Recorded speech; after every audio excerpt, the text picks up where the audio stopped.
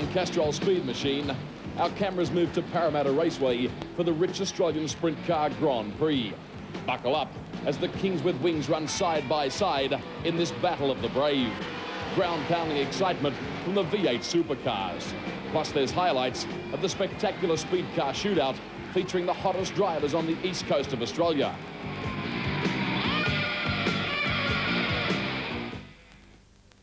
Yes, indeed, nice to have your company wherever you're watching right around Australia, and welcome to Sydney's Parramatta Raceway for the prestigious Australian Sprint Car Grand Prix. Tonight, Australia's best drivers here to do battle on the 450-metre clay bowl. Also, one of the top-line American drivers, all the way from Tempe, Arizona, Lightning Leland McSpadden. The man that he has to beat is the perennial favourite of Australian sprint car racing, our 10 times national champion, Gary Rush. Well, Gary, very blustery conditions here tonight. Do you see the track drying out?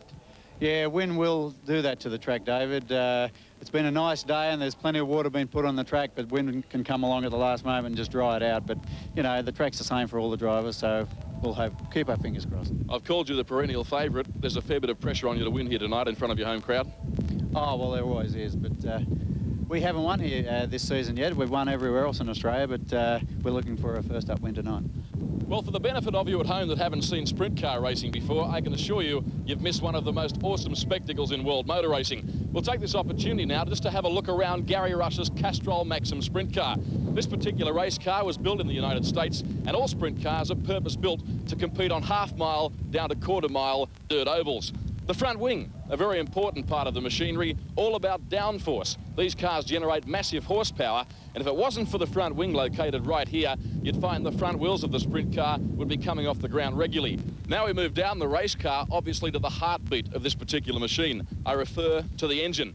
372 cubic inches of Chevrolet fuel-injected engine, producing, wait for it, around 650 brake horsepower, running on high-octane methanol fuel.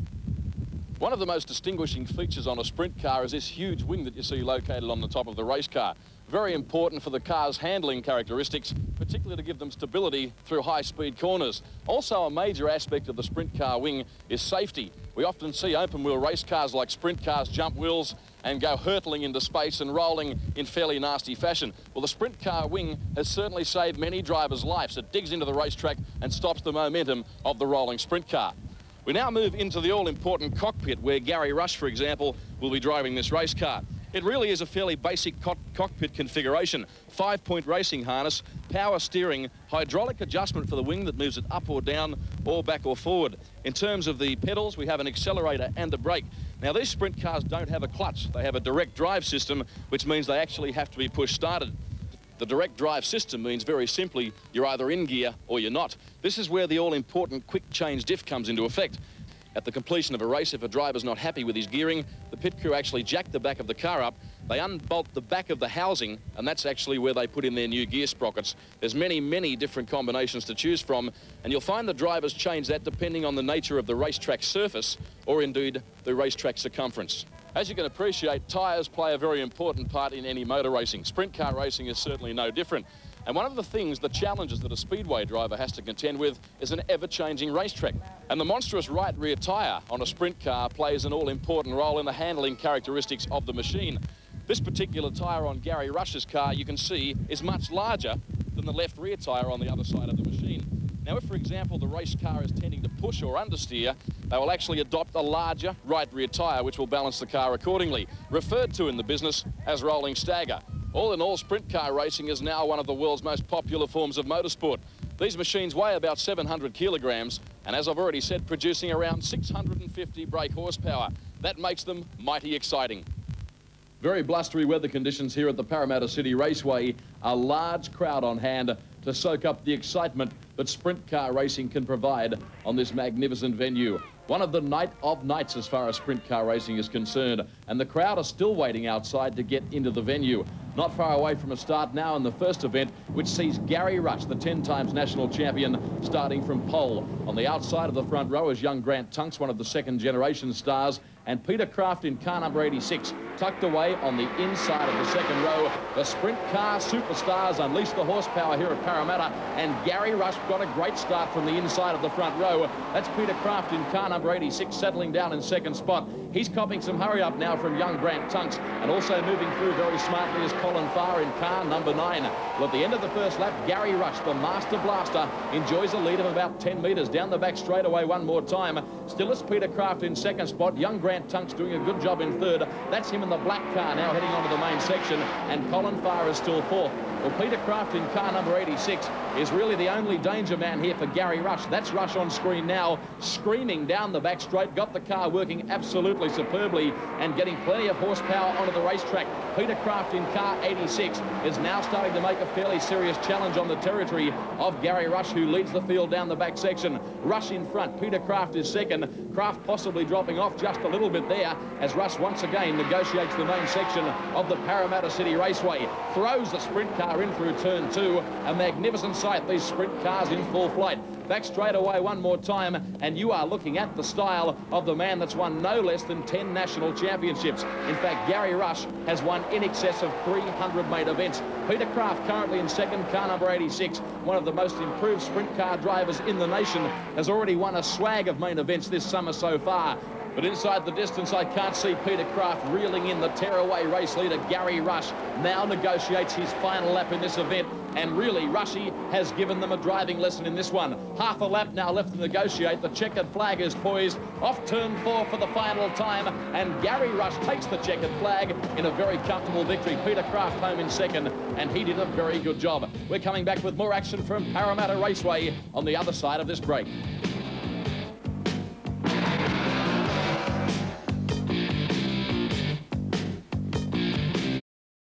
Parramatta City Raceway, the speed car shootout now coming your way over 6 electrifying laps.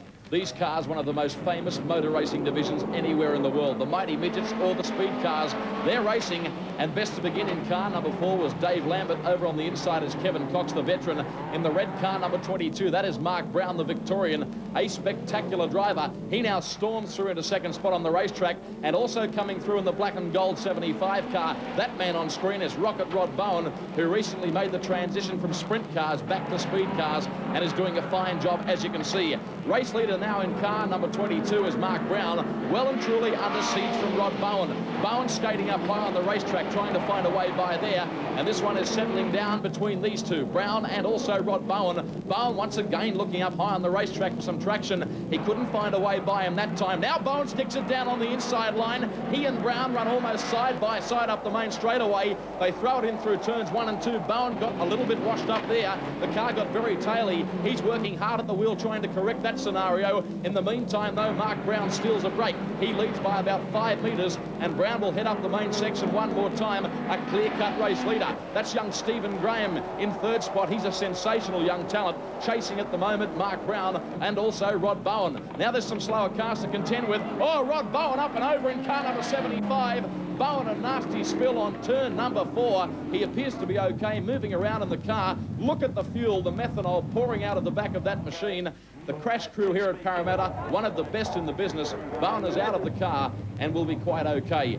Race restart now.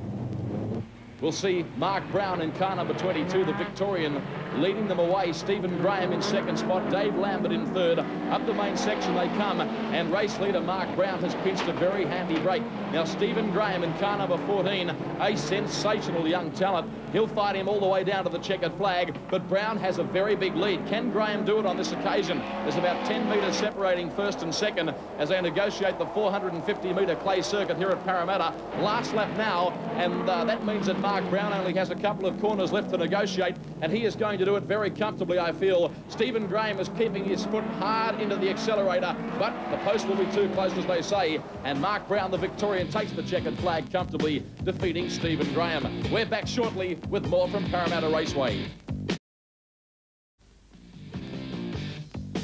Welcome back to our highlights of the rich Australian Sprint Car Grand Prix from Sydney's Parramatta Raceway. A capacity crowd here at the venue watching some of the classiest sprint car drivers in the business. The former national champion Bob Tunks in car number 54 shares the front row with Skip Jackson. We're racing. The Kings with Wings are on their way, and just listen to the horsepower these cars are generating as they settle themselves down now. It's Bob Tunks, the race leader. Oh, plenty of hustle and bustle there. That's the American sensation Leland McSpadden in the Peter Jackson Racing Gambler, blasting down on the inside line, and the Tempe Tornado takes the race lead at the end of the first lap, relegating Bob Tunks back to second. That's Kerry Madsen in the orange car 29, bustling his way forward as well. And now Skip Jackson, the reigning track champion here at Parramatta, in car number 25. They are almost three abreast as they come off turn 4 and up the main straightaway. Kerry Madsen gets the best of that battle, and Madsen now has his sights set on the territory of Leland McSpadden, the American. In fact, Madsen now making a big charge around the outside. They're side by side. The 650 horsepower sprint cars are screaming. There's been a change in leader. Madsen now goes by on the outside of McSpadden. Skip Jackson also looking very serious about this. But look at the gap that Madsen in the orange car number 29 has opened up on the American sensation Leland McSpadden.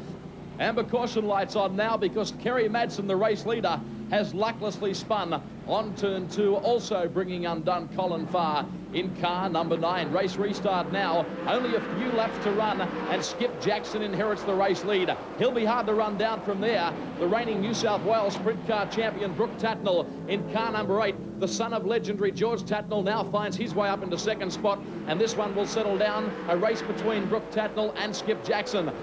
I'm not sure whether Brooke Tatnell will have time inside the distance, though. Skip Jackson has a fairly big lead, and the Brian Linigan racing entry driven by Jackson continues to run away with this, the Australian Sprint Car Grand Prix. Brooke Tatnell in car number 8 is certainly giving it his best shot, though, in his quest to make up for lost time on Skip Jackson. Back straight away now, you can see the gap there. Jackson leading by about 10 metres on Tatnell as Jackson throws the big sprint car through turns 3 and 4. He'll see the main straightaway this time. There's one lap to run, the white flag on display, and barring mechanical failure, Skip Jackson is going to be impossible to stop in this one. He only has a couple of corners left to negotiate now, and the young man from Riverwood in Sydney, Skip Jackson, sets up the machine off turn 4 for the final time. The checkered flag is out, and Skip Jackson takes victory in the Australian Sprint Car Grand Prix, defeating Brooke Tatnell, and for Jackson, a change of luck.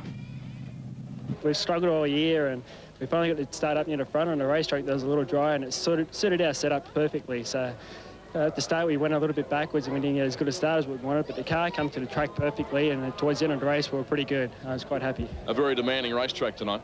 Yeah, you had to be really careful. Your throttle control had to be really precise. You couldn't afford to let the car get under you, otherwise you would have slid off into the middle of the track where it was kind of slick and lose a lot of ground. Skip Jackson, a very happy winner of the 1993 Australian Sprint Car Grand Prix. Until next time on Castrol Speed Machine, take care.